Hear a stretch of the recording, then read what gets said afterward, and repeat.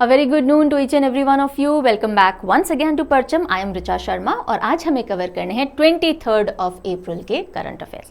तो चलिए करते हैं शुरुआत वहीं से जहाँ से रोज़ करते हैं, नेशनल कैलेंडर ऑफ इंडिया की अंडरस्टैंडिंग से. चैत्र महीना चल रहा है, शुक्ल पक्ष है और आज है पूर्णिमा. कल से नया महीना नेशनल कैलेंडर के हिसाब से चालू हो चुका होगा. कौन सा आएगा चैत्र के बाद महीना, जल्दी लिखिए. और चैत्र के पहले कौन सा था वो भी लिखिए, ठीक है. और चैत्र शुक्ल पूर्णिमा को एक उत्सव, त्योहार या इंपॉर्टेंट डे आता है हिंदू कैलेंडर के हिसाब से, and that is Hanuman Jayanti. बिल्कुल. सो जितने भी हनुमान भक्त हैं आप सभी को हनुमान जयंती की ढेरों शुभकामनाएं. और आज आपको परचम ऐप पे अच्छा खासा एक हैंडसम डिस्काउंट देखने को मिलेगा. So if you were planning to buy some course और subscription, today is a very good day to do so. चलिए शुरुआत कर लेते हैं आज के सेशन की विद इम्पॉर्टेंट डे. तो आज दो इंपॉर्टेंट डे हमको देखने हैं. सबसे पहला आता है 23rd ऑफ अप्रैल को वर्ल्ड बुक डे. तो जितने भी बुक लवर्स हैं, जो पढ़ना पसंद करते हैं, आप ही लोगों के लिए है ये दिन वर्ल्ड बुक डे, या इसको world book and copyright day भी कहा जाता है.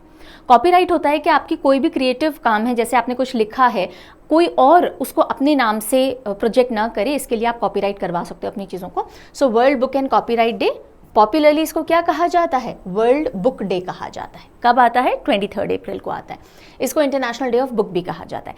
हर साल यूनेस्को इस दिन एक ना एक वर्ल्ड बुक कैपिटल, एक जगह को वर्ल्ड बुक कैपिटल अनाउंस करता है. तो इस बार फ्रांस का जो स्ट्रासबर्ग है उसको वर्ल्ड बुक कैपिटल अनाउंस किया गया. क्यों हम 23rd ऑफ अप्रैल को ही वर्ल्ड बुक डे मनाते हैं? बिकॉज इस दिन इंटरनेशनली बहुत जाने माने कुछ एक लेखक थे जिनका इसी दिन 23rd अप्रैल को ही निधन हुआ है, डेथ हुई है, इंक्लूडिंग विलियम शेक्सपियर. ओके, सो इसलिए हम 23rd अप्रैल को सिंबॉलिक तौर पे एक बहुत इंपॉर्टेंट डे मानते हैं वर्ल्ड लिटरेचर की. और मज़े की बात यह है, इसको शेक्सपियर डे के तौर पे भी मनाया जाता है. बिकॉज ऐसा माना जाता है कि 23rd अप्रैल को ही शेक्सपियर का जन्म हुआ था और 23rd अप्रैल को ही लेटर ऑन उनकी डेथ हो गई. सो इसको शेक्सपियर डे भी 23rd अप्रैल को मनाया जाता है, वर्ल्ड बुक डे भी 23rd अप्रैल को मनाया जाता है. फर्स्ट वर्ल्ड बुक डे कब सेलिब्रेट किया गया था? 1995 के अंदर. Got it? So world book day 23rd of April. अगला जो इंपॉर्टेंट डे है that is world table tennis day. TT खेलते हैं, right? So world table tennis day. आप दोनों साथ में कैसे याद कर सकते हो? इमेजिन कीजिए, टेबल टेनिस की टेबल दिख गई, टेबल टेनिस की टेबल. अब आपको टीटी भी खेलना है, आपको बुक भी पढ़नी है, आप बुक लवर भी हो, तो आप क्या कर रहे हो, 2-3 पन्ने पढ़ते हो, फिर टीटी खेलने जाते हो, फिर आते हो 2-3 पन्ने पढ़ते हो, टीटी खेलने जाते हो, 2-3 पेजेस यानी 2-3 अप्रैल. सो बुक भी आ गई एंड टीटी भी आ गया. सो एक छोटा सा हिंट हो सकता है, that can work for you. So world table tennis day 23rd अप्रैल को क्यों मनाया जाता है? बिकॉज हम ऑनर कर रहे हैं इस दिन आइवोर मोंटेगू को, जो कि फाउंडर और फर्स्ट प्रेसिडेंट थे इंटरनेशनल टेबल टेनिस फेडरेशन के. और उन्होंने ही first world table tennis championship 1926 में शुरू भी करवाई थी. ठीक है. सो आइवोर मोंटेगू जी की याद में हम world table tennis day 23rd of April को मनाते हैं. कब से मना रहे हैं? 2015 से मना रहे हैं. थीम है वर्ल्ड टेबल टेनिस डे की, क्या थीम है? Diversity and inclusion. Diversity and inclusion, ये टीटी की थीम आ गई. दोनों दिन दिमाग में चले गए. चलिए आगे बढ़ते हैं. अब हम लेते हैं एक इंडेक्स रिपोर्ट. रैंकिंग कैटेगरी होती है, तो उसमें एक सूचकांक बोल दीजिए, कुछ रैंकिंग आई है, कोई एक रिपोर्ट सामने आई है, किसकी है? सिप्री की है. सिप्री यूजली मिलिट्री से रिलेटेड जो भी रैंकिंग डेटा होता है वो रिलीज करता है. सो सिप्री की यानी कि Stockholm International Peace Research Institute की एक रिपोर्ट सामने आई है, जिसके हिसाब से India is 4th largest military spender. Overall global spending also accelerates. So SIPRI की रिपोर्ट ये बोलती है कि अलग अलग देशों की अगर हम बात करें कि कौन मिलिट्री के ऊपर कितना खर्चा कर रहा है, ठीक है, तो इंडिया कौन से नंबर पे आया है? 4th नंबर के ऊपर आया है. हमसे पहले कौन है? यूएस है, चाइना है, रशिया है. ओके, 4th नंबर पे इंडिया है. और ओवरऑल अगर आप ग्लोबली देखोगे तो देशों की जो मिलिट्री के ऊपर खर्चे देश कर रहे हैं वो बढ़ा है पिछले साल के मुकाबले. सो सिप्री की 2024 की रिपोर्ट आई है ऑन मिलिट्री स्पेंडिंग अलग अलग देशों की. सो ये जो रिपोर्ट आई है कौन से डेटा पे बेस्ड होगी? 2023 का डेटा होगा, उसके बेसिस पर 2024 की रिपोर्ट आई है. Got it? So India 4th largest military spender रहा 2023 के अंदर. और पूरे हमारा जो 2022 में स्पेंडिंग हमने किया था उससे कितना प्रतिशत हम बढ़ कर के इस बार स्पेंडिंग किया है हमने? 4.2% हायर. सो 2022 में इंडिया ने जितनी भी मिलिट्री पे स्पेंडिंग की थी, 23 में उस पर कितना और परसेंटेज ऐड कर दिया, 4.2% ऐड कर दिया। और ये 4.2% बढ़ने के बाद टोटल 83.6 बिलियन यूएस डॉलर की हमने मिलिट्री स्पेंडिंग की है। मिलिट्री स्पेंडिंग मतलब आप अपनी आर्म्ड फोर्सेस के ऊपर कितना खर्चा कर रहे हो, ठीक है। ग्लोबली अगर हम देखें तो पिछले साल के मुकाबले 6.8% का इंक्रीमेंट पूरे दुनिया भर में देशों ने अपनी मिलिट्री के ऊपर स्पेंडिंग की है, ठीक है। तो हमारा 4.2 रहा, ग्लोबली 6.8% रहा, और ग्लोबली करीब 2443 बिलियन यूएस डॉलर की स्पेंडिंग रही। अब टॉप 10 जो देश बताए गए हैं जो मिलिट्री स्पेंडिंग सबसे ज़्यादा कर रहे हैं, उनके अंदर लीड कौन कर रहा है, told you, USA, then China, then Russia, 4th number पे इंडिया आ रहा है। उसके अलावा आप यहाँ देख सकते हो, सो यूएस, चाइना, यूएस पूरी ग्लोबली जितनी भी मिलिट्री पे स्पेंडिंग हो रही है उसका 37% अकेले यूएस कर रहा है। देन चाइना 12%, काफ़ी बड़ा गैप है यहाँ पे। रशिया 4.5, यहाँ पे भी काफ़ी बड़ा गैप है।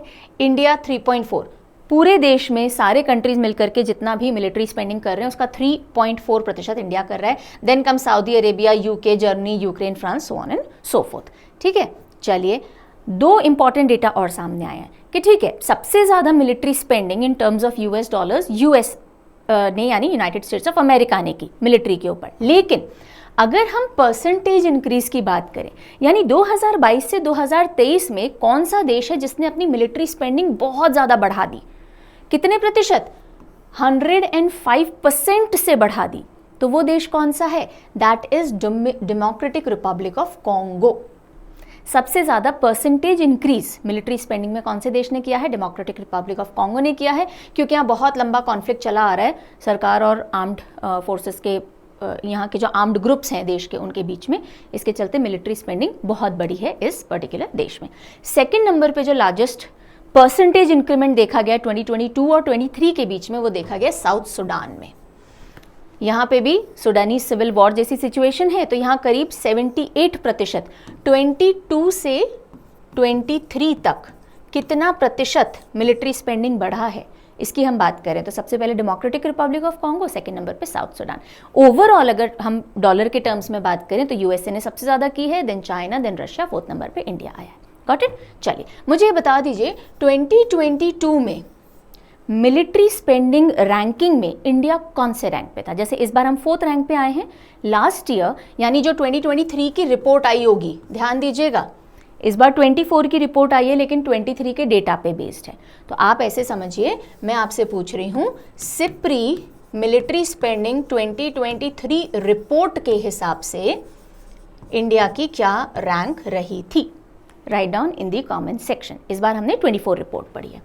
समझ में आ गई यहाँ तक की कहानी, ठीक है। चलो, इलेक्शन की हवा चल रही है। अच्छा, इलेक्शन से याद आया, बहुत ही जल्दी यानी इस वीकेंड तक ही आपके एटलीस्ट 3 सेशंस लेकर के आने का हम प्लान कर रहे हैं। Sandeep sir is working on दो सेशंस फॉर यू, जिसमें आपको इलेक्टोरल प्रोसेस, अलग अलग तरह की गवर्नमेंट कौन सी होती है, डेमोक्रेसी कितने तरह की होती है, इंडिया डेमोक्रेसी पर कौन सी टाइप की डेमोक्रेसी और कौन किस किस तरह की डेमोक्रेसीज होती है, हमारा पूरा इलेक्टोरल प्रोसेस कैसे वर्क करता है, काफ़ी सारे कॉन्सेप्ट और टर्म्स जुड़ी हुई हैं इलेक्टोरल प्रोसेस से। इन सब के ऊपर छोटे छोटे सेशंस लाए जाएंगे आपके लिए। So at least 3 sessions and we are planning them from Thursday onwards. So जैसे जैसे आएगा we'll keep on informing you, that will give you a very good insight, so do not miss those sessions. आ जाइए यहाँ पे।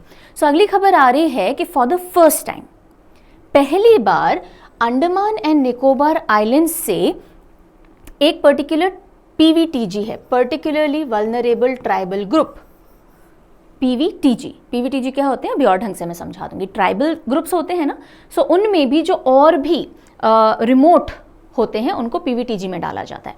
सो पहली बार एक PVTG है, ट्राइब है शोम्पेन ट्राइब। कौन सी ट्राइब है, शोम्पेन ट्राइब। कहाँ रहती है, अंडमान निकोबार आइलैंड के ग्रेटर निकोबार आइलैंड में रहती है, और पहली बार इन्होंने वोटिंग राइट हासिल किया है, यानी इन्होंने पहली बार वोट दिया है। करीब यहाँ के 7 लोग हैं इस ट्राइब के जिन्होंने इस बार वोट कास्ट किया है। सो बात क्या आ जाती है कि कौन सी पीवीटीजी है जिसमें से पहली बार कुछ लोगों ने वोट कास्ट किया है। सो एक तरह से उनके लिए this was an experiential thing. Great Nicobars PVTG यानी पर्टिकुलरली वल्नरेबल ट्राइबल ग्रुप, नाम ध्यान रखिएगा, शोम्पेन, पेन से लिख लो, पेन से लिख लो, ग्रेटर निकोबार के शोम्पेन ने वोट कास्ट किया है, cast their vote for the first time. ठीक है। तो ये जो शॉम्पेन है पीवीटीजी को बिलोंग करते हैं और कहाँ रहते हैं, ग्रेटर निकोबार आइलैंड के डेंस ट्रॉपिकल फॉरेस्ट में रहते हैं, उष्णकटिबंधीय जंगल जिन्हें हम बोलते हैं, राइट। और पहली बार इन्होंने अंडमान एंड निकोबार लोकसभा कॉन्स्टिट्यूएंसी में जाकर के अपनी वोट को कास्ट किया है। शॉम्पेन पीवीटीजी जो हैं इस एरिया में रहने वाले अकेले मोंगोलॉइड फीचर वाले पीवीटीजी हैं। मंगोल्स जो थे ना, मोंगोलॉइड फीचर क्या होते हैं, आंखें थोड़ी सी ओब्लिक होती हैं, स्किन थोड़ी सी ब्राउनिश टिंज पे ज़्यादा होती है, बहुत ज़्यादा डार्क नहीं होती है, राइट। सो शॉम्पेन अकेले ऐसे पीवीटीजी हैं इस रीजन में जो कि मोंगोलॉइड फीचर्स रखते हैं। और सेंसस का अगर हम डेटा देखें, 2011 सेंसस का डेटा, तो कितनी शॉम्पेन पॉपुलेशन है, 229 2011 के सेंसस में थी। उसके बाद तो भी सेंसस कुछ आया ही नहीं है, तो हमें 2011 पे ही निर्भर रहना पड़ रहा है। अब चलिए पीवीटीजी, वैसे मैंने आपको बता दिया, particularly vulnerable tribal groups. Vulnerable यानी जो कि बहुत ज़्यादा आप कह सकते हो कि नाजुक स्थिति में रहते हैं, राइट। उनका बिल्कुल कांटेक्ट नहीं होता मॉडर्न वर्ल्ड से, वो इकोनॉमिकली बहुत बैकवर्ड होते हैं, राइट। और वो अभी भी अपने बिल्कुल पुराने तौर तरीक़ों से ही जी रहे हैं और इनके पास कोई भी बेनिफिट जो आम लोगों को मिलते हैं, बाकी ट्राइब्स को मिलते हैं, वो तक इन तक नहीं पहुंच रहे होते हैं। सो पर्टिकुलरली वल्नरेबल होते हैं ये tribal groups. So more vulnerable among other tribal groups. सबसे पहले पीवीटीजी कब लिस्ट किए गए थे कि अच्छा ठीक है कुछ ट्राइबल ग्रुप्स को हम पीवीटीजी लिस्ट करेंगे, 1975 में।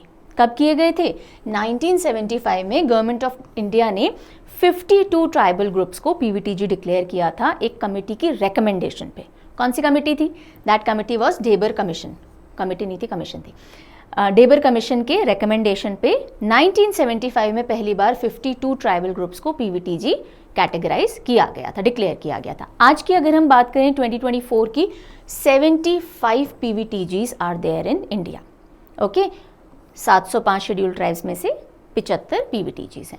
इनकी कैरेक्टरिस्टिक क्या होते हैं, क्यों किसी ट्राइबल ग्रुप को पीवीटीजी में डाला जाता है, ये सब स्टैटिक पोर्शन है जो मैं आपको बता रही हूँ, ठीक है। करंट अफेयर न्यूज़ तो उतनी ही थी जो हमने पढ़ ली। देखिए इनकी पॉपुलेशन या तो रुकी हुई होती है या फिर डिक्लाइन पे होती है, ऐसा नहीं है कि इनकी खूब अच्छी पॉपुलेशन ग्रो कर रही है, नहीं, तब ये वल्नरेबल है, वल्नरेबल टू गेटिंग धीरे धीरे एक्सटिंक्ट। देन टेक्नोलॉजी बिल्कुल नहीं होती, प्री एग्रीकल्चरल एरिया के प्री एग्रीकल्चरल टाइम्स में रह रहे हैं ये, आज भी खेती तक नहीं करते हैं ये, ठीक है। वही जंगलों में जाना और वहाँ से शिकार करना और वहीं से चीज़ें इकट्ठी करके लाना, उस तरह से रह रहे होते हैं। लिटरेसी लेवल एक्सट्रीमली लो होता है और इकोनॉमी सबसिस्टेंस लेवल की होती है, यानी सिर्फ अपना जीवन यापन कर लें, बिल्कुल मिनिमम लेवल की इकोनॉमिक इनकी कंडीशन होती है, ओके। इन बेसिस पे कैटेगराइज किया जाता है। चलिए, तो यहाँ तक हमने कुछ इंपॉर्टेंट डेज कर लिए, फिर हमने सिप्री की रिपोर्ट देख ली, फिर हमने ये पीवीटीजी वाली न्यूज़ देख ली। अब हम आगे बढ़ें उससे पहले नए बच्चे जो जुड़े हैं उनको बता देते हैं, आप जो भी कुछ पढ़ रहे हो करंट एंड स्टैटिक, इनके पीडीएफ आपको डेली प्रोवाइड करवाए जाते हैं परचम के टेलीग्राम और परचम ऐप में। फ्री मटीरियल सेक्शन है ये ऐप में, वहाँ मिल जाएंगे। हिंदी अलग और इंग्लिश अलग, तो सब मीडियम के बच्चे जा करके, मतलब दोनों मीडियम के जा करके आप एक्सेस कर सकते हो। लाइव चैट जो आपको दिख रही है ना, ये सेशन प्रीमियर किया जा रहा है, ठीक है। लाइव चैट के अंदर आपको लिंक दे दिया जाता है पीडीएफ का, वहाँ से एक्सेस कर सकते हो। अगर आपको मंथली मैगजीन चाहिए या सवाल ई बुक चाहिए तो आपको वेबसाइट पे जाना होगा। इंडिविजुअल पीडीएफ डेली सीए को छोड़ के सारी आपको इस वेबसाइट पे मिल जाएंगी। बाकी और ज़्यादा कोई जानकारी चाहिए, कोर्सेज सब्सक्रिप्शन के लिए ऐप देख लीजिए। कोई प्रॉब्लम आती है तो ये मेल आईडी है, ये कॉन्टैक्ट नंबर है, परचम ऐप में आप चैट कर सकते हो। ये सारे एरियाज आपके लिए मौजूद हैं, ओपन है, ठीक है। बस टाइम और डेज का थोड़ा ध्यान रखिएगा।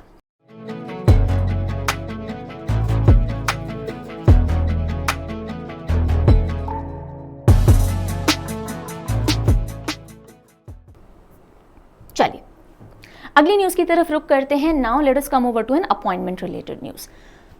सो न्यूज़ आ रही है ओपन एआई से। ओपन एआई नाम तो सुना होगा, क्या है ओपन एआई? चैट जीपीटी सुना है? हाँ, चैट जीपीटी किसका है? ओपन एआई का ही है। सो ओपन एआई कंपनी है और उसने इंडिया में अपनी पहली एम्प्लॉय को हायर किया है। ओपन एआई इंडिया में एंटर करना चाह रहा है, तो उसके लिए एक इंसान को हायर किया है जो कि गवर्नमेंट से लाइजनिंग वगैरह करेंगी, ठीक है। सो उनका क्या नाम है जिनको हायर किया गया है? Pragya Mishra, she is the one. So OpenAI जो कि ऑर्गेनाइजेशन है behind the development of ChatGPT, that organisation has hired Pragya Mishra so that she can facilitate government relation, ताकि ये जो पूरा जनरेटिव AI प्रोडक्ट्स हैं ओपन AI के, वो इंडिया के अंदर भी चालू किए जा सकें, ठीक है, गवर्नमेंट के साथ में लाइजेशन बढ़ाया जा सके। माही से रिलेटेड है अगली न्यूज़। तो ये अपॉइंटमेंट है ब्रांड एम्बेसडर के तौर पे, राइट। सो सिट्रोएन इंडिया, सिट्रोएन एक कार कंपनी है और ये फ्रेंच ऑटोमेकर है, यानी फ्रांस की ऑटोमोबाइल्स बनाने वाली कंपनी है। सो सिट्रोएन इंडिया ने MS धोनी को अपना ब्रांड एम्बेसडर बनाया है। सो बस सीधी सीधी वन लाइनर न्यूज़ है, Citroen India and Mahendra Singh Dhoni as brand ambassador, ठीक है। तो व्हीकल मार्केट के अंदर नए हैं ये, और एक पॉपुलर इंसान का नाम जुड़ जाएगा तो थोड़ी पॉपुलैरिटी अच्छी हो जाएगी, इसीलिए ब्रांड एम्बेसडर बनाए जाते हैं। चलिए अगली न्यूज़ आ रही है बुक कैटेगरी से। बुक है heavenly islands of Goa. Heavenly islands, एकदम स्वर्ग जैसे आइलैंड्स गोवा के। हेवनली आइलैंड्स ऑफ गोवा किसने लिखी है? लिखी है PS श्रीधरन पिल्लई जी ने, जो कि गोवा के गवर्नर हैं। बहुत किताबें लिखते हैं, 200 से ऊपर किताबें लिखी हुई है PS श्रीधरन पिल्लई जी ने। इन्होंने एक और लिख दी है हेवनली आइलैंड्स ऑफ गोवा। अब इस बुक को रिलीज़ किसने किया और इसकी फर्स्ट कॉपी किसको दी गई, बस ये 2 इन्फो और देख लीजिए, बाकी पिल्लई साहब तो आपको याद रह जाएंगे। सो श्रृंगेरी के सियर, यानी कि श्रृंगेरी के एक संत हैं, नाम है जगत गुरु श्री श्री विधुशेखरा भारती। ओके, सो इन्होंने रिलीज़ की है ये किताब, जिस किताब को लिखा है गोवा के गवर्नर ने, और किताब का नाम है heavenly islands of Goa. Okay, and this is 221st book of Pillai, ये याद रखने की ज़रूरत नहीं है। सो शंकराचार्य ऑफ दक्षिणामनाय श्री शारदा पीठम श्रृंगेरी, इन्होंने, जो हमने अभी नाम देखा, जगत गुरु श्री श्री विधुशेखरा भारती स्वामी जी, इन्होंने रिलीज़ की है। और इसकी जो फर्स्ट कॉपी है वो दामोदर मौजो जी को दी गई है। कौन है दामोदर मौजो? सोचो, पढ़ा है कई बार हमने। ज्ञानपीठ अवार्ड विनर हैं, गोवा से हैं दामोदर मौजो जी, और इनको फर्स्ट कॉपी दी गई। चलो अगली न्यूज़ आ रही है नेवी से रिलेटेड।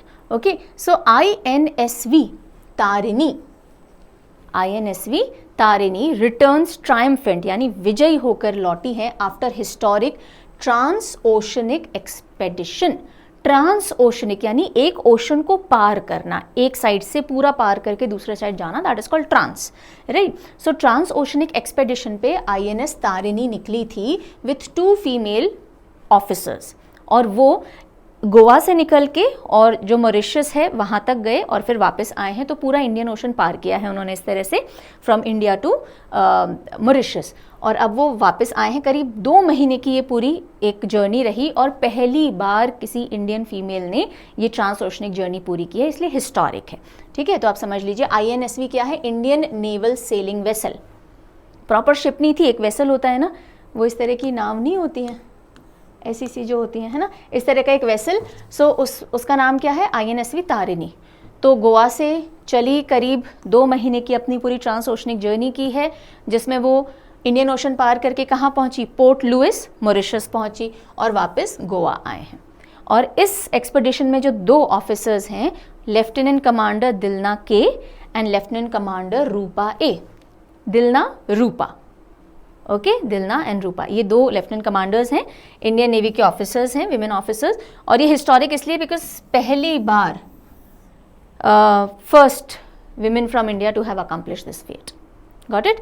अब अगली बार ये पूरा सारे ओशंस ग्लोबल चक्कर लगाने के लिए रेडी हो रही हैं, सितंबर में एक और जर्नी पे निकलेंगी। अगली खबर की तरफ रुख करते हैं, और ये भी ओलंपिक क्वालिफायर से रिलेटेड न्यूज़ है। कल भी हमने कुछ क्वालिफायर से रिलेटेड न्यूज़ पढ़ी थी ना ओलंपिक की, आज भी आ जाते हैं। प्रियंका गोस्वामी एंड अक्षदीप सिंह, कौन है ये 2? Priyanka Goswami and Akshdeep Singh, they have bagged marathon race mix walk mixed relay. Marathon है लंबी दूरी की जो रेसेस होती हैं, वॉक यानी चल करके करने वाली, मिक्स यानी मेल और फीमेल, रिले एक इंसान एक लेवल तक पार करता है, फिर आगे दूसरा इंसान कंटिन्यू रखता है, राइट। तो इस तरह की इस रेस में पेरिस ओलंपिक कोटा इन दोनों ने इंडिया के लिए जीत लिया है, Priyanka and Akshdeep, right. So race walking team championship जो कि तुर्की में हुई, टर्की जिसे हम बोलते हैं तुर्की, उसमें इन्होंने 18th हासिल किया अपना रैंक और क्वालिफाई कर लिया है ओलंपिक के लिए। MDH, ये जो MDH है ना, सांभर मसाला और चना मसाला, छोला मसाला, पता नहीं कौन कौन सा मसाला, तो भाई इंडिया का जो FSSAI है, जो कि खाने की जो भी फूड रिलेटेड मार्केट में चीज़ें घूम रही होती हैं पैकेटेड, उनकी गुणवत्ता चेक करता है FSSAI, तो वो इन दोनों MDH पे और एवरेस्ट के मसालों के ऊपर अब प्रॉपर टेस्टिंग करना उन्होंने शुरू किया है। क्यों? क्योंकि हांगकांग ने और फिर सिंगापुर ने MDH के सभी मसाले और एवरेस्ट का ये जो फिश करी मसाला है, इसके ऊपर बैन लगा दिया कि नहीं, हम इसको यूज़ नहीं करेंगे अपने देश में, क्योंकि इन्होंने कहा इसके अंदर पेस्टिसाइड्स मौजूद हैं जो कि हमारे फूड क्वालिटी पैरामीटर्स पे बिल्कुल खरे नहीं उतरते। ठीक है, और ये कार्सिनोजेनिक है, यानी कैंसरस हैं, कैंसर कॉजिंग हो सकते हैं अगर आप लंबे समय तक इनको यूज़ करो तो। सो कैंसरस इथाइलिन ऑक्साइड, कौन सा एक केमिकल मिला है, कौन सा पेस्टिसाइड मिला है इन मसालों में हांगकांग और सिंगापुर को? इथाइलिन ऑक्साइड मिला है। Contamination in Indian spice brand, और अब FSSAI यानी कि food safety and standard authority of India इसको पूरी कमिटी इसके ऊपर ढंग से जांच कर रहे हैं कि भाई क्या है, सच में ऐसा कुछ है क्या। और देखो स्टैंडर्ड ना हर एक कंट्री के वेरी करते हैं, तो हो सकता है इंडियन पैरामीटर के हिसाब से चलता हो लेकिन उनके पैरामीटर के, हांगकांग और सिंगापुर के पैरामीटर के हिसाब से नहीं चलता, ऐसा भी हो सकता है। सो अभी FSSAI की जब रिपोर्ट आएगी तब पता चलेगा कि ये खाने के लिए सेफ है या नहीं है। मीनवाइल पाव भाजी मसाला चेंज कर लो। चलिए आइए। So Hong Kong and Singapore recently banned several spices manufactured by MDH और एक स्पाइस एवरेस्ट का जो कि फिश करी मसाला है, राइट। और FSSAI जो है अब उसकी क्वालिटी चेक कर रहा है। बस इतनी सी न्यूज़ है। और ये याद रखिएगा, इथाइलिन ऑक्साइड की प्रेजेंस पाई गई है। ठीक है, चलिए अब एक रिपोर्ट सामने आती है जिसमें जो US में लोग रह रहे हैं और जो नए नए सिटीजनशिप लेते रहते हैं वहाँ की, उनसे रिलेटेड एक स्टडी सामने आई है बाय CRS, है ना, CRS की रिपोर्ट है। नियरली 66,000 इंडियंस, कितने? 66,000 Indians took oath of American citizenship in 2022। 2022 में करीब 66,000 इंडियंस ने US सिटीजनशिप यानी नागरिकता ली है, ओथ ली है।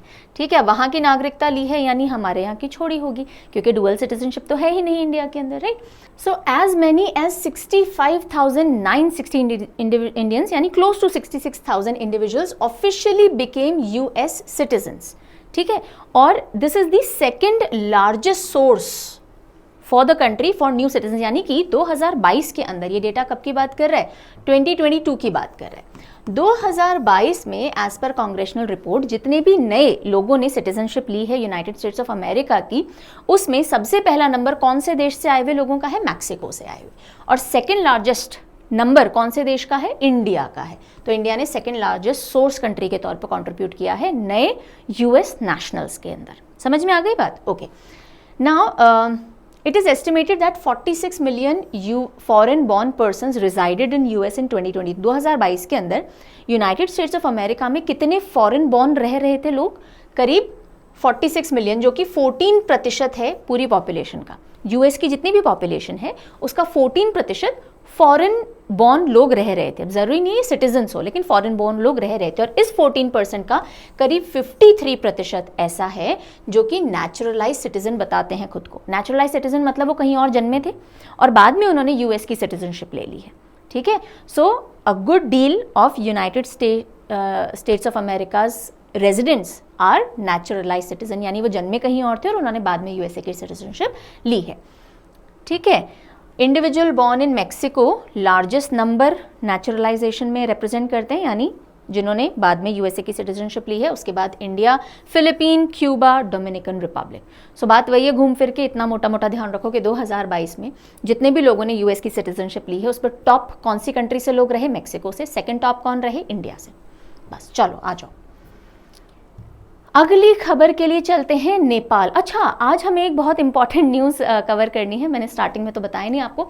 आज हम पद्म अवार्ड्स जो हैं, पद्म अवार्ड जिनको हम बोलते हैं, उनके बारे में बात करेंगे। पद्म अवार्ड अनाउंस पहले ही हो गए थे on the eve of Republic day, right, लेकिन कॉन्फर यानी हैंडओवर अब किए गए हैं। तो वापस से हम पद्म अवार्ड एक और बार पढ़ेंगे आज सेशन में। ठीक है, चलो आ जाओ।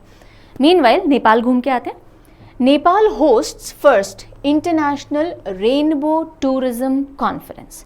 रेनबो टूरिज्म यानी रेनबो यूज़ किया जाता है LGBTQ+ कम्युनिटी जो है उसके लिए, राइट। उनका जो फ्लैग होता है मल्टी कलर्ड सा फ्लैग होता है।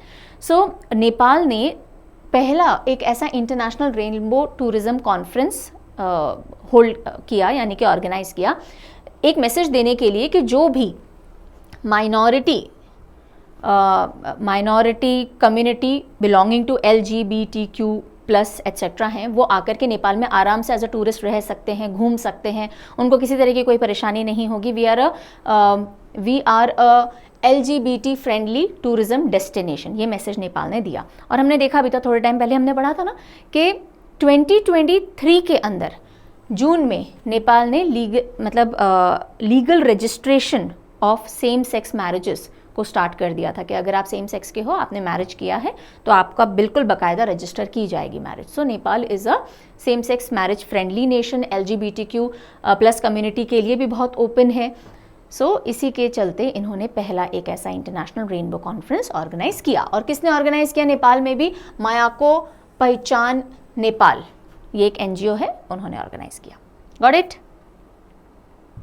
चलो देन एक न्यूज़ थी, थोड़े टाइम पहले आई थी, बट देन ठीक है, मुझे लगा कि एक वन लाइनर के तौर पे आपको बता ही देती हूँ। ऑल्दो बहुत ज़्यादा इंपॉर्टेंट नहीं है, बट देन सभी कवर कर रहे थे तो मुझे लगा ठीक है एक बार के लिए ले लेते हैं, राइट। ऐसा नहीं होना चाहिए कि मेरे स्टूडेंट्स का कोई मार्क मिस आउट हो जाए। So I am just giving you as a one liner, इसको ध्यान में रख लीजिएगा। बहुत ज़्यादा प्रोमिनेंट इंपॉर्टेंट जैसा अवार्ड नहीं है, वन बार पढ़ने जैसा है। कन्नड़ पोइट है ममता जी सागर। क्या नाम है? Mamata ji Sagar. She wins world literary prize. अब ये वर्ल्ड लिटरेरी प्राइज किसने दिया है? ये दिया है World Organisation of Writers, WOW ने। So World Organisation of Writers ने वर्ल्ड लिटरेरी प्राइज दिया है, जो कि किसको मिला है? ममता जी सागर को मिला है, and she is a Kannada poet otherwise. ठीक है, सो ये वन लाइनर जैसी न्यूज़ ध्यान रख लीजिएगा। आ जाइए जी। सो आज के लिए आखिरी न्यूज़ है, पर काफ़ी बड़ी न्यूज़ है। और जब ये अवार्ड अनाउंस हुए थे तब भी मैंने कहा था कि मैं आपके लिए निमोनिक से ये टॉपिक कवर करूंगी, and I was waiting for them to be conferred, because उस समय बहुत सारे कोई एग्जाम्स लाइंड अप नहीं थे। अब मुझे पता है काफ़ी सारे एग्जाम्स आने वाले हैं। सो अब मैं विद इन अ डे और टू आपके लिए ये निमोनिक के साथ में टॉपिक ले आने वाली हूँ। ठीक है, मतलब इस वीकेंड तक आपको मिल ही जाएगा। So president Droupadi Murmu conferred Padma awards at Rashtrapati Bhavan. मैंने आपको जैसा कि बताया, ऐसा नहीं है कि ये अनाउंस अभी हुए हैं। These awards were announced on the eve of Republic day. 26 January Republic day, उससे एक शाम पहले ये अनाउंस कर दिए गए थे। अब दिए गए हैं, और वो भी आधे लोगों को दिए गए हैं, आधों को अब दिए जाएंगे। टोटल कितने पद्म अवार्ड्स दिए गए? 132। अब जो भी कुछ लिखा गया अच्छे से याद रखना है हमको। 132 अवार्ड्स दिए गए। ठीक है, इनमें से 5 पद्म विभूषण हैं, जो सबसे हाईएस्ट पद्म अवार्ड होते हैं। 17 पद्म भूषण हैं एंड 110 पद्मश्री हैं। ये नंबर अच्छे से याद रखिएगा। 5 पद्म विभूषण, 17 पद्म भूषण, 110 पद्मश्री। देखो, पद्म श्री होता है, पद्म भूषण होता है, पद्म विभूषण होता है। ये 3 कैटेगरी ऑफ पद्म अवार्ड होते हैं।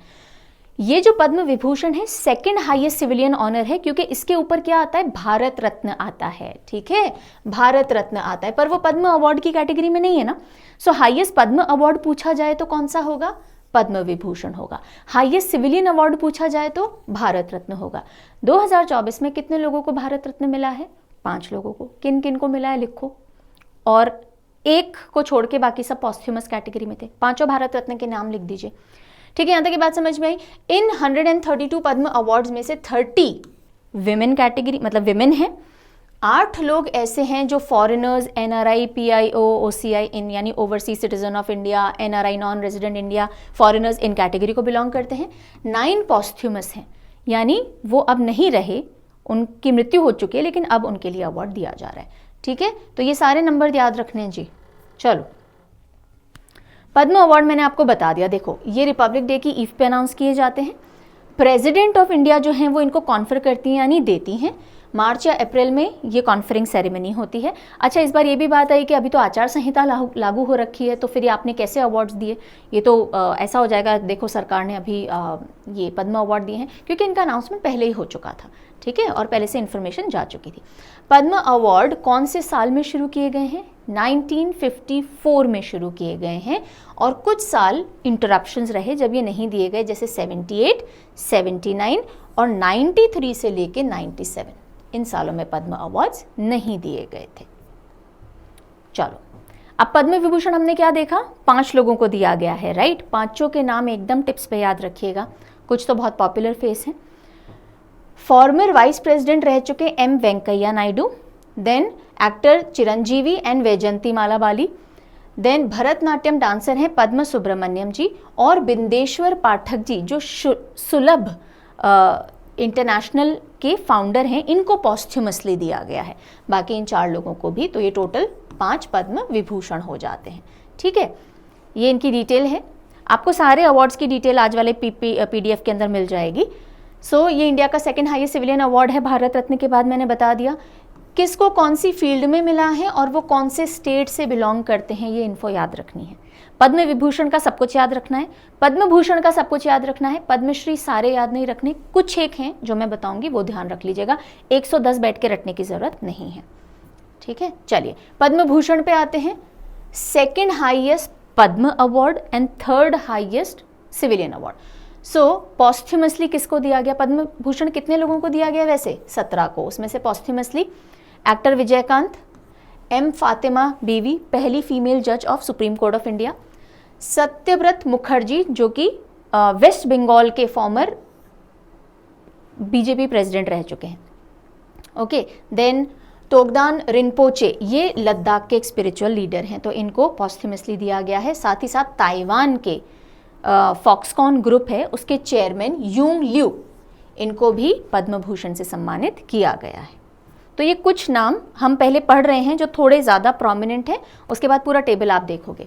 उसके अलावा पद्म भूषण किनको गया देखो, मिथुन दा और उषा उथुप, हरि ओम हरि, हरि ओम हरि, ये उषा उथुप जी। सो मिथुन चक्रवर्ती, उषा उथुप, प्यारे लाल जी, लक्ष्मीकांत प्यारे लाल है ना, तो उनके प्यारे लाल जी ये रहे। देन बीजेपी लीडर हैं केरला से ओ राजगोपाल, उनको। देन कार्डियोलॉजिस्ट यानी दिल के डॉक्टर गुजरात से तेजस मधुसूदन पटेल, फॉर्मर यूपी के गवर्नर रह चुके और बीजेपी लीडर हैं काफ़ी पुराने राम नायक, इन सबको पद्म भूषण से सम्मानित किया गया। ठीक है, नॉट जस्ट दिस, और भी हैं Padma Bhushan.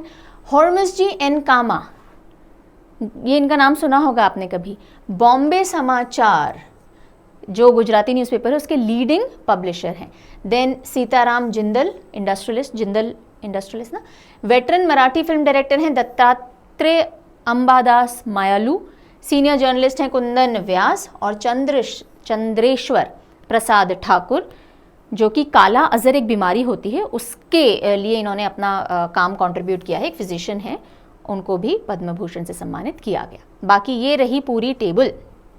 Okay, all 17 you are suppose to take note of, जो ज़्यादा इंपॉर्टेंट थे वो हमने अलग से देख ली हैं। ठीक है, अब हम आते हैं पद्मश्री पे। क्या पद्मश्री 110 करने हैं? मैंने ऑलरेडी बोल दिया नहीं। 110 में से 7 स्पोर्ट्स पर्सन हैं जिनको पद्मश्री दिया गया, इनके नाम अच्छे से याद रख लीजिएगा। ये कौन है? इनको कौन नहीं जानता? रोहन बोपन्ना, है ना। सो टेनिस में ग्रैंड स्लैम डबल्स जीतने वाले सबसे सीनियर मोस्ट एज वाइज खिलाड़ी रोहन बोपन्ना फ्रॉम इंडिया, सो इनको मिला पद्मश्री। उसके बाद वेटरन स्क्वॉश प्लेयर हैं जोशना चिनप्पा, उनको मिला। Then Harvinder Singh hockey player हैं, मलखंभ के उदय देशपांडे, आर्चरी तीरंदाजी की पूर्णिमा महतो, पैरा बैडमिंटन के कोच हैं गौरव खन्ना, और पैरा स्विमर हैं सत्येंद्र सिंह लोहिया। ये 7 स्पोर्ट्स पर्सन हैं जिनको भी पद्मश्री दिया गया। ठीक है, अब इसके बाद जो आप देखोगे वो पूरी लिस्ट है 110 की, ताकि आप एक बार गो थ्रू करना चाहो तो कर लो। ठीक है, आपको एक जगह कंटेंट मिल जाए, आपको ढूंढना नहीं पड़े। That is why we included it in the PPT PDF। ठीक है जी, तो ये हो गया आज का सेशन खत्म। अब ये क्वेश्चन ऑफ द डे आज से रिलेटेड नहीं है, कल वाला है, तो आज मैंने स्टार्टिंग में नहीं डाला question of the day last class का, अब हम डिस्कस कर रहे हैं क्योंकि इसके बाद अब हम रिवीजन क्वेश्चन की तरफ मूव करेंगे। तो कल का जो सेशन था उसमें जाते जाते क्वेश्चन मैंने आपसे किया था। क्या क्वेश्चन था? Who has been appointed as director general of National Security Guard. National Security Guard यानी राष्ट्रीय सुरक्षा गार्ड के नए डायरेक्टर जनरल अपॉइंट किए गए हैं। ब्लैक कैट्स भी जिन्हें कहा जाता है, नेशनल सिक्योरिटी गार्ड, तो उनके नए डायरेक्टर जनरल कौन है, मैंने आपसे पूछा था। क्या आंसर होगा? नलिन प्रभात। काली कैट है, ब्लैक कैट, और सुबह प्रभात में आप देख रहे हो, वेरी नाइस। चलिए, सेशन के दौरान भी I had asked you certain questions. हम बात कर रहे थे महावीर जयंती की, है ना। तो महावीर जयंती में मैंने आपको बताया था 24वें नंबर के 24th तीर्थंकर थे महावीर जी। 23rd नंबर के कौन से थे मैंने पूछा था, तो पार्श्वनाथ जी, बिल्कुल ठीक है। हेड ऑफ नेवी मैंने आपसे पूछा, राइट, कि कौन अपॉइंट किए गए हैं और 30 अप्रैल के बाद कार्यभार ले लेंगे। सो दिनेश त्रिपाठी जी को अनाउंस कर दिया गया है as the next head of navy. Australian Grand Prix किसने जीता है, मैंने आपसे पूछा था, बिकॉज चाइनीज ग्रैंड प्री हाल ही में मैक्स वर्स्टैपेन ने जीता, तो ऑस्ट्रेलियन ग्रैंड प्री जीता कार्लोस सेंस ने। और इंटेलिजेंस ब्यूरो के डायरेक्टर कौन है, तो आंसर है तपन देका। तपन देका, ठीक है, सही है जी ये। और मैंने रैंडमली नीरज कंबोज का आंसर पिक किया था। चलिए बढ़े आज के रिवीजन क्वेश्चन की तरफ। रेडी है लाइव चैट में आंसर देने के लिए? Let's get started. Consider the following personalities' names. Among the individuals mentioned above, who is conferred with Padma Vibhushan Award 2024? आपको 4 नाम दिए गए हैं, इनमें से पद्म विभूषण किसको मिला है? 5 लोगों को पद्म विभूषण मिला था। वैजंती माला जी को, बिल्कुल। हरबिंदर सिंह, पद्मश्री है इनका तो ना, स्पोर्ट पर्सन है। वेंकैया नायडू जी, बिल्कुल। बिंदेश्वर पाठक जी, बिल्कुल, पॉस्ट्यूमसली मिला है। तो 1, 3 और 4 को मिला है, आंसर हो जाएगा सी। आगे बढ़ते हैं। According to latest congressional report, which country became the second largest source country for new citizens in United States after Mexico in 2022, है ना। तो यूएस के जो नए सिटीजन्स बने हैं इस रिपोर्ट के हिसाब से, मेक्सिको के बाद कौन से देश ने कंट्रीब्यूट किया है सबसे ज्यादा नए citizens United States of America में? हमारा प्यारा भारत। ओके, चलो आगे। Which cricketing legend has been appointed as the brand ambassador for Citroën? Citroën के नए ब्रांड एम्बेसडर के तौर पे कौन से क्रिकेटर को रोपिन किया गया है? Mahendra Singh Dhoni ji. C is the right answer. Which chemical compound has been found in Indian spice brands leading to ban of certain spice variants in Hong Kong? Hong Kong में कुछ ब्रांड, स्पाइस ब्रांड को बैन कर दिया गया, जैसे MDH, जैसे कि Everest. सो उनमें कौन सा केमिकल कंपाउंड पाया गया? क्या आंसर होगा? बोला था मैंने, ध्यान रखना, इथाइलिन ऑक्साइड, राइट। चलो ये तो आज के हो गए। अब कल जो हमने पढ़ा है थोड़े उससे भी क्वेश्चन ले लेते हैं, रिविजन हो जाएगा। What is the name of the newly approved oral cholera vaccine by WHO? WHO ने, वर्ल्ड हेल्थ ऑर्गेनाइजेशन ने एक ओरल कॉलेरा वैक्सीन को अप्रूवल दिया था। उस वैक्सीन का नाम क्या है? बताओ बताओ। कॉलेरा बहुत ज़्यादा जिसमें डायरिया होता है, हम बार बार चलो चलो चलो चलो चोल चोल चोल, UV चोल S, लू चोल किया था ना हमने। चलो, on which date is national civil service day observed every year? National civil service day हर साल कौन सी तारीख को मनाया जाता है? बताइए क्या आंसर होगा? 21 अप्रैल, 21 अप्रैल को मनाया जाता है। Next, which company set to launch an all electric air taxi service in India by 2026? 2026 तक भारत के अंदर एयर टैक्सी चालू कर दी जाएंगी दिल्ली से गुरुग्राम या गुड़गांव तक के लिए। तो वो कौन सी कंपनी है जो ये चालू करेगी? InterGlobe enterprises, all right. Who has been approved by RBI as the managing director and CEO of Dhanlaxmi bank? Dhanlaxmi bank को नए मैनेजिंग डायरेक्टर और CEO मिलने वाले हैं, अप्रूवल मिल चुका है RBI से। क्या नाम है उन व्यक्ति का? जिसके पास धन होता है उसको कोई जीत नहीं सकता, वो अजीत होता है। Ajit Kumar KK is the right answer. अरे बहुत सारे क्वेश्चन ले लिए मैंने। How many Indian banks made it to the list of top 50 banks by asset in Asia Pacific region 2023 as per S&P global? S&P global की एक रिपोर्ट सामने आई थी, इंडेक्स, जिसमें एशिया पैसिफिक रीजन के टॉप बैंक्स का नाम था। तो उसमें से इंडिया के कितने बैंक्स उस लिस्ट में, टॉप 50 की लिस्ट में शामिल है? 3। कौन कौन से थे भाई? SBI, HDFC, ICICI।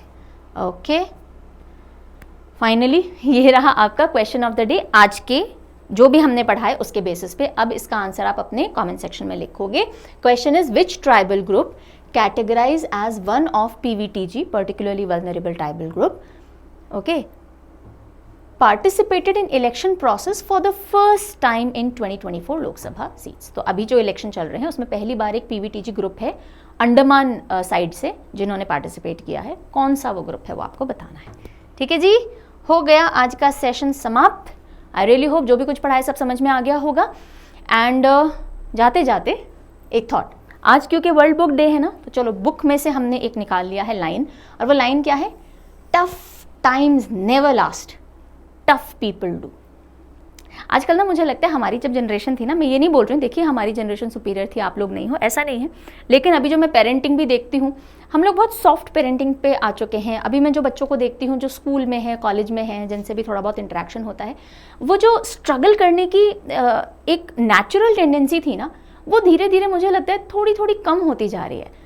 I might be wrong, but जितने एक्सपीरियंस मैंने यंग जनरेशन के साथ किया है, तो यहाँ पे ना ये थॉट पर्टिकुलरली उन बच्चों के लिए जिनको लगता है कि थोड़ी सी प्रॉब्लम आई तो no we will dive into depression. Parents को बहुत लगता है, बहुत से यंग पेरेंट्स हैं वो भी ये क्लासेस देखते हैं, बिकॉज आप पेरेंट बन गए हो लेकिन अभी आपकी कॉम्पिटिटिव जर्नी की तैयारी चली रही है। So it is very important to understand कि देखिए ये उतार चढ़ाव लाइफ में रहेगा। आप अनसर्टेनिटी को, आप इनस्टेबिलिटी को अवॉइड नहीं कर सकते हो।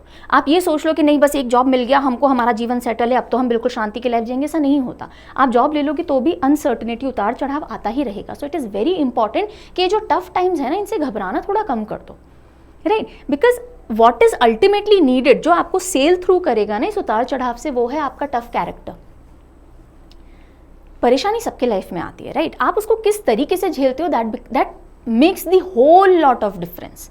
वही सेम परेशानी है, आप उससे जूझ रहे हो, और वही सेम परेशानी है आप उससे हार गए, ओ हो नहीं मुझसे नहीं झेला जा रहा, मेरी लाइफ तो बर्बाद हो गई है, मैं डिप्रेशन में चली गई हूँ या चला गया हूँ। I am not saying depression is not real, but stress को, थोड़े से स्ट्रगल को डिप्रेशन टर्म दे देना, हम डिप्रेशन को बहुत कॉमनली यूज करने लग गए हैं, विच समहाउ शोज दैट हमारी जो स्पिरिट है ना to fight out the things, वो कम होती जा रही है। सो मेरा यही एक मैसेज रहेगा थ्रू द राइटर जिन्होंने ये लिखा है, दैट टफ टाइम्स आते रहेंगे। आपने एक जो अपने लिए अचीवमेंट टैग करके रखा है, मुझे ये हासिल करना है, उसके बाद भी आते रहेंगे। आप कितने भी शिखर पे चले जाओ, कितनी भी सक्सेस ले लो, उसके बाद भी आते रहेंगे। सो इट इज़ वेरी इंपॉर्टेंट। एक चीज़ जो कि कंसिस्टेंट आपको रख सकती है हर स्ट्रगल से गुजरने में, वो है आपका tough character. Try to build that. थोड़ी सी ना गेंडे वाली मोटी चमड़ी लेकर के आ जाओ, राइट? रेजिलियंट बनना सीखो, हर गिरने के बाद उठना सीखो। रेजिलियंस आपको बहुत आगे तक लेके जाएगी। So try and become a tough person.